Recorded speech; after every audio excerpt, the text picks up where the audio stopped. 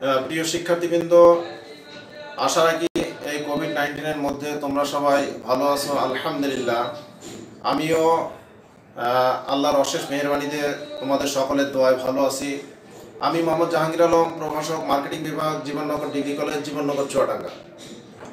আমি তোমাদের সাথে যারা 2019-20 শিক্ষাবর্ষে এখন দ্বাদশ শ্রেণীতে আসো, তাদের জন্য আমার এই ক্লাস।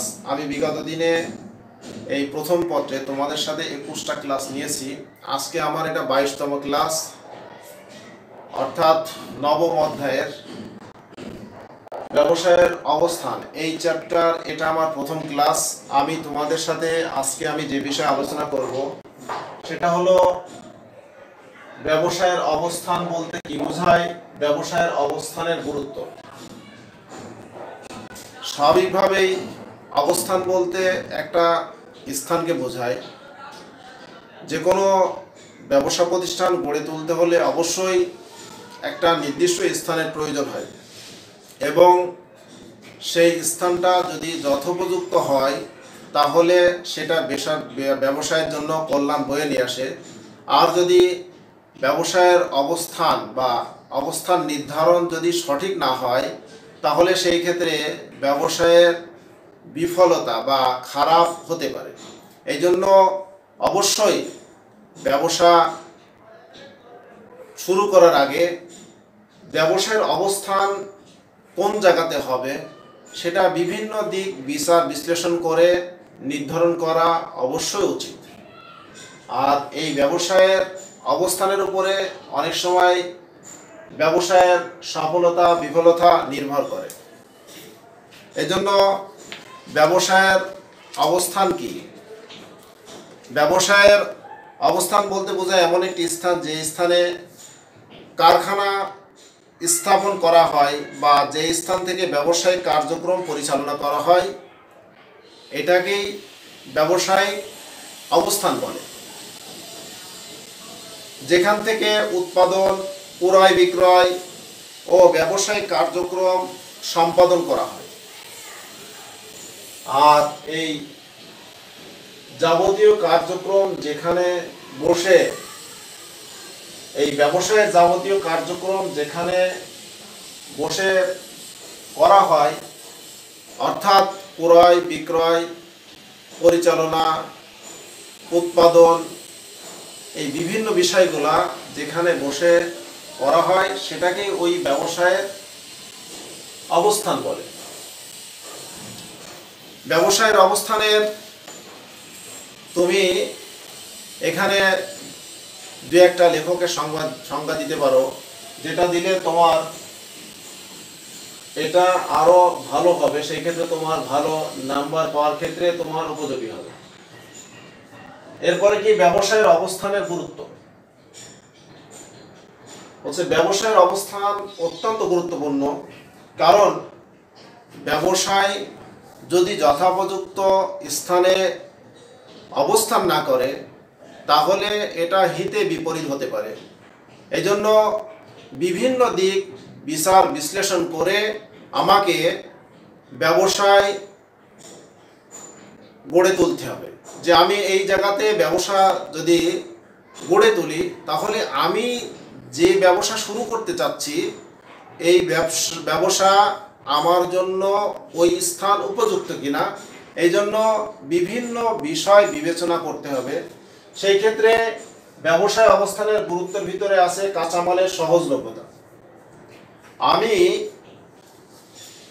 যে পণ্য প্রোডাকশন করব বা যে কাজের জন্য আমি ব্যবসা শুরু করব, ওই কাজের জন্য যে ম্যাটেরিয়ালস প্রয়োজন বা কাঁচামালের প্রয়োজন সেটা ওখানে সহজলভ্য কিনা, ওখান থেকে কাছাকাছি পাওয়া যাবে কিনা, এবং ওইটা প্রোডাকশন করে ওখান থেকে সহজে অন্য জায়গায় বাজারজাতকরণ করা যাবে কিনা, বিভিন্ন বিষয় চিন্তা করে আমাকে ওখানে ব্যবসায় স্থাপন করতে হবে। এই জন্য কাঁচামালের সহজলভ্যতা ব্যবসায় অবস্থানের একটা গুরুত্বপূর্ণ বিষয়। সেকেন্ড পয়েন্ট কি, বিক্রয়যোগ্য পণ্য সংগ্রহের সুবিধা। অর্থাৎ আমি যে পণ্য উৎপাদন করলাম, এই পণ্য বিক্রয়ের, অর্থাৎ আমি যে আমার যে প্রোডাকশন করলাম এই পণ্য বিক্রয়ের সুবিধা আছে কিনা সেটা আমাকে বিবেচনা করে আমার ব্যবসায় অবস্থান নির্ধারণ করতে হবে। এই জন্য বিক্রয়যোগ্য পণ্য সংগ্রহের সুবিধার কথা চিন্তা করেও আমাকে ব্যবসায়ের অবস্থান নির্ধারণ করতে হবে। থার্ড কি, বাজারজাতকরণ সুবিধা। অর্থাৎ আমি যে পণ্যটা উৎপাদন করলাম, এই পণ্য উৎপাদন করার কারণে আমাকে অবশ্যই তো পণ্য বাজারজাত করতে হবে। আর বাজারজাতকরণ করার ক্ষেত্রে আমাকে এখানে পরিবহনের সুবিধা আছে কিনা, সেটা হতে পারে নৌ পরিবহন, সড়ক পরিবহন, অবস্থাভেদে বিমান পরিবহন। এবং আমি যে পণ্য বাজারজাত করব সেটার চাহিদা যদি কাছাকাছি, সেই পণ্যের চাহিদা ভালো থাকে, তাহলে সেটা ব্যবসায়ের জন্য আরও বেশি ভালো। সেই ক্ষেত্রে দেখা যাচ্ছে যে তার পরিবহন খরচ কমে যাবে, অন্যান্য খরচও তার কমে যাবে। এই জন্য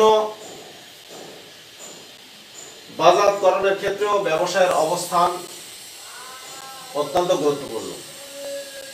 চতুর্থ পয়েন্ট কি, প্রতিযোগিতার মোকাবেলা। বলছে বর্তমান যুগ প্রতিযোগিতামূলক যুগ। এই আধুনিক যুগে যে কোনো প্রতিষ্ঠানকে অত্যন্ত চ্যালেঞ্জ বা প্রতিযোগীর তার সম্মুখীন হয়ে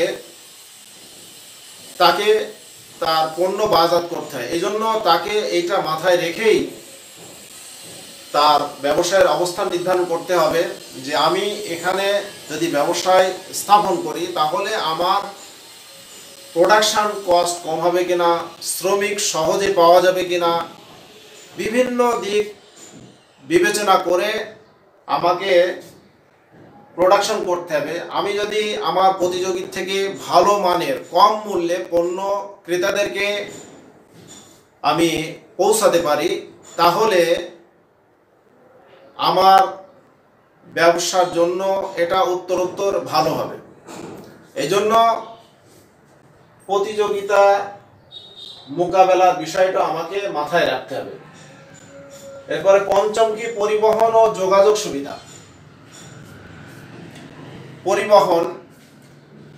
পরিবহন একটা অত্যন্ত গুরুত্বপূর্ণ বিষয়।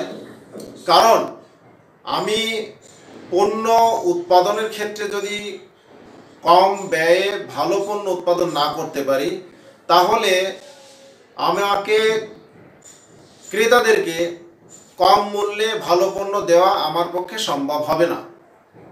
এই ক্ষেত্রে পরিবহন একটা অত্যন্ত গুরুত্বপূর্ণ। আমার ব্যবসায় অবস্থানটা যেখানে হবে, এখান থেকে আমি যদি সহজে কাঁচামাল পাই, আমি যদি সহজে শ্রমিক পাই, তাহলে দেখা যাচ্ছে আমার পরিবহন খরচ কমে যাবে এবং আমি স্বাভাবিকভাবেই আমার যে প্রতিযোগী থাকবে তাদের থেকে যদি আমি পরিবহন কম খরচে প্রোডাকশন করতে পারি, আমার মাল যদি কাঁচামাল সহজে আমি সংগ্রহ করতে পারি, আবার আমি যে বাজারজাত করব এখান থেকে আমার যে অবস্থান, এখান থেকে যদি আমার পরিবহন খরচ কম লাগে, সেই ক্ষেত্রে আমার ব্যবসার জন্য এটা সুবিধা হবে। এই জন্য আমি যে ব্যবসা গড়ে তুলব সেখানে অবশ্যই পরিবহন ও যোগাযোগ ব্যবস্থা সুবিধা থাকতে হবে। এরপর ষষ্ঠ কি, উৎপাদন ব্যয় হ্রাস। আমাকে অবশ্যই আমি যে পণ্য উৎপাদন করব এর উৎপাদন ব্যয় যাতে হ্রাস পায়, এটা আমাকে ব্যবসায় গড়ে তোলার আগে স্থান নির্ধারণের ক্ষেত্রে, অবস্থানের ক্ষেত্রে আমাকে চিন্তা করতে হবে। এই জন্য আমাকে উৎপাদন ব্যয় কিভাবে হ্রাস করা যায় সেটা আমাকে চিন্তা করতে হবে। অর্থাৎ আমি যে জায়গাতে ব্যবসা গড়ে তুলব, আমার ব্যবসার অবস্থান হবে, সেখানে আমার বিভিন্ন বিষয় যেগুলা আমার প্রতিষ্ঠানের সাথে জড়িত, সেইগুলো আমার জন্য সহজলভ্য কিনা, সেটা আমাকে মাথায় রাখতে হবে। এটা যদি কম মূল্যে কম খরচে আমি প্রোডাকশনের যে আনুষঙ্গিক বিষয়গুলো আছে সেগুলো যদি আমি সহজে পাই, তাহলে স্বাভাবিকভাবে আমার উৎপাদন ব্যয় হ্রাস পাবে। এই জন্য আমার উৎপাদন ব্যয় যাতে হ্রাস পায় সেটা মাথায় রেখে ব্যবসায় অবস্থান আমাকে নির্ধারণ করতে হবে, যেটা ব্যবসায় অবস্থানের ক্ষেত্রে অত্যন্ত গুরুত্বপূর্ণ। এরপরে সপ্তমী, কর রেয়ায়ের সুবিধা। অনেক সময় দেখা যায় গভর্নমেন্ট বা সরকার ব্যবসা প্রতিষ্ঠানকে উদ্বুদ্ধ করার জন্য নির্দিষ্ট এরিয়াতে তারা করের সুবিধা দিয়ে থাকে, যেমন ইপিজেড। এখানে যদি কেউ তার ব্যবসা গড়ে তোলে তাহলে সরকার এই কর সুবিধা তাদেরকে প্রদান করবে। এই জন্য আমাকে এই বিষয়টাও মাথায় রাখতে হবে ব্যবসায় গড়ে তোলার ক্ষেত্রে। সেই ক্ষেত্রে কর রেয়ায়েত ব্যবসায় অবস্থানের একটা গুরুত্বপূর্ণ বিষয়। এরপরে অষ্টম কি, পরিচালনা ব্যয় হ্রাস। যে কোনো প্রতিষ্ঠান পরিচালনার জন্য বিভিন্ন সেক্টরে বিভিন্ন সাইডের জনবলের প্রয়োজন। এই জনবল বা পরিচালনার জন্য যে জনবলের প্রয়োজন হয়, এই ব্যয় যদি কম হবে এরকম স্থান আমাকে নির্ধারণ করতে হবে যাতে আমার পরিচালনা ব্যয় হ্রাস পায়। এরপরে গিয়ে নবম, সম্প্রসারণ সুবিধা। অনেক সময় দেখা যায় আমি ব্যবসা একটা ছোট পরিসরে শুরু করেছি, উত্তরোত্তর আমার ব্যবসার উন্নতি হচ্ছে, সেই ক্ষেত্রে আমার ব্যবসা যাতে এক্সটেনশন করতে পারি সেটা আমাকে মাথায় রেখেই, আমাকে ভবিষ্যতের কথা মাথায় রেখেই আমাকে ব্যবসায় অবস্থান নির্ধারণ করতে হবে। এই জন্য যাতে আমি পরবর্তীতে আমার ব্যবসা আরও বাড়াইতে পারি এরকম স্থান, এরকম জায়গা আমাকে যাতে পাওয়া যায় সেটা চিন্তা করে আমাকে ব্যবসা গড়ে তুলতে হবে। সেই ক্ষেত্রে সম্প্রসারণের সুবিধা ব্যবসায় অবস্থানের ক্ষেত্রে একটা গুরুত্বপূর্ণ বিষয়। দশম কি, শ্রমিকের সহজলভ্যতা। শ্রমিক একটা ফ্যাক্টর। আমি যে প্রোডাকশন করব এর জন্য অবশ্যই আমার শ্রমিক লাগবে, আর এই শ্রমিক যাতে সহজলভ্য হয়, অর্থাৎ সহজেই শ্রমিক পাওয়া যায় কম মূল্যে, অর্থাৎ শ্রম কস্ট যাতে কম হয় সেটা আমাকে মাথায় রাখতে হবে। কারণ শ্রমিকের ব্যয় যদি কম হয়, আমার প্রোডাকশন খরচ যদি কম হয়, তাহলে আমি কম মূল্যে ভালো পণ্য ক্রেতাদেরকে উপস্থাপন করা, বাজারজাত করা আমার জন্য সহজ হবে। এই ক্ষেত্রে আমার ব্যবসায়ের বাজারে অবস্থান শক্ত হবে। প্রতিযোগীর থেকে বিভিন্ন বিষয় আমাকে মোকাবেলা করতে হবে। সেই ক্ষেত্রে আমার যদি খরচ কম হয়, আমি ব্যবসায় প্রতিযোগিতার সাথে টিকে থাকা আমার জন্য সহজ হবে। এই জন্য শ্রমিক সহজলভ্যতা এটাও একটা ব্যবসায় অবস্থানের ক্ষেত্রে একটা গুরুত্বপূর্ণ। এরপরে অর্থ সংস্থানের সুবিধা বলছে, অর্থ ব্যবসায়ের প্রাণশক্তি। বলছে আমি সমস্ত কিছু করলাম কিন্তু অর্থ থাকলো না, বলছে আমার সমস্ত প্ল্যান নষ্ট হয়ে যাবে। কারণ অর্থ ব্যবসায়ের প্রাণ, অর্থাৎ আমার যাবতীয় পরিকল্পনা, প্ল্যান সমস্ত কিছু নির্ভর করবে অর্থের উপরে। অর্থ যদি না থাকে তাহলে সেক্ষেত্রে আমার অন্যান্য কোনো কার্যক্রম করা আমার জন্য সহজ হবে না।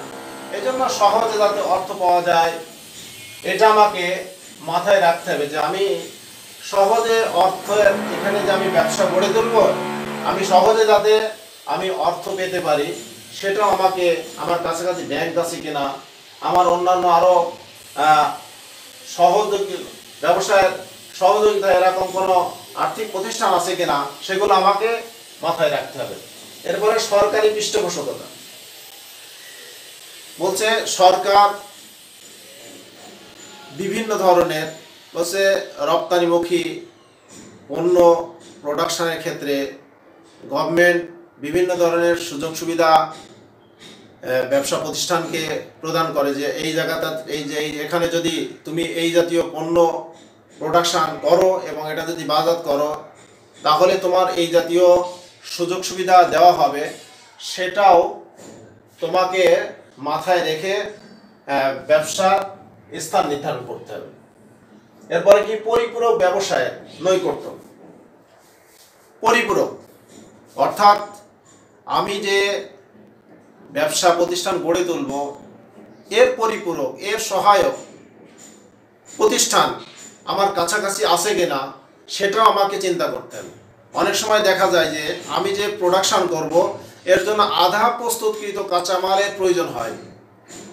তার আমি যে ব্যবসাটা যেখানে গড়ে তুলব এর কাছাকাছি ওই আধা প্রস্তুতকৃত কাঁচামালটা সহজে পাওয়া যাবে কিনা, তাহলে আমার জন্য সুবিধা। অনেক সময় দেখা যায় যে আধা প্রস্তুতকৃত কাঁচামাল আমি প্রোডাকশন করতেছি, এটা কাছাকাছি অন্য কোনো প্রতিষ্ঠান যার এই আধা প্রস্তুতকৃত কাঁচামালের প্রয়োজন হয় তাকে আমি সাপ্লাই করতে পারবো কিনা, এই বিভিন্ন বিষয়গুলো আমাকে মাথায় রাখতে পারবে। অর্থাৎ পরিপূরক ব্যবসায়ের নৈকট্য, এরকম ব্যবসা কাছাকাছি আছে কিনা সেটাও আমার ব্যবসা প্রতিষ্ঠান গড়ে তোলার ক্ষেত্রে, স্থান নির্ধারণের ক্ষেত্রে, অবস্থানের ক্ষেত্রে এটা আমাকে মাথায় রাখতে হবে।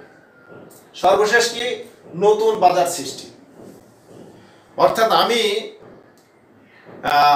যে পণ্য উৎপাদন করলাম এটার বর্তমানে যে বাজার আমি চিন্তা করে প্রোডাকশন শুরু করব এবং অবস্থান নির্ধারণ করলাম, এর পরবর্তীতে আমার পণ্যের যদি চাহিদা বাড়ে, কোথায় চাহিদা বাড়তে পারে, কোথায় কি হতে পারে, কোথায় নতুন বাজার সৃষ্টি হতে পারে, সেগুলো আমাকে মাথায় রাখতে হবে। তাহলে আজকে আমি তোমাদের সাথে আলোচনা করলাম ব্যবসায়ের অবস্থান বলতে কি বোঝায়, এটা সংজ্ঞাটা, আর ব্যবসায়ের অবস্থানের গুরুত্ব। তোমরা অবশ্যই এটা খেয়াল রাখবে। পরবর্তী ক্লাসে আমি তোমাদের সাথে আলোচনা করব ব্যবসায়ের অবস্থানের উপর প্রভাব বিস্তারকারী উপাদান। অর্থাৎ ব্যবসায়ের অবস্থানের উপর কোন কোন বিষয় প্রভাব বিস্তার করে, এই বিষয়টা আমি তোমাদের সাথে পরবর্তী ক্লাসে আলোচনা করব। আজ এ পর্যন্তই। আসার আগেই তোমরা সবাই আল্লাহর অশেষ মেহেরবানিতে ভালো থাকবে, এই আশা ব্যক্ত রেখেই আজকে মতোই আমি আমার এই ক্লাসের সমাপ্তি ঘোষণা করছি। আসসালামু আলাইকুম ওয়া রাহমাতুল্লাহি ওয়া বারাকাতুহু।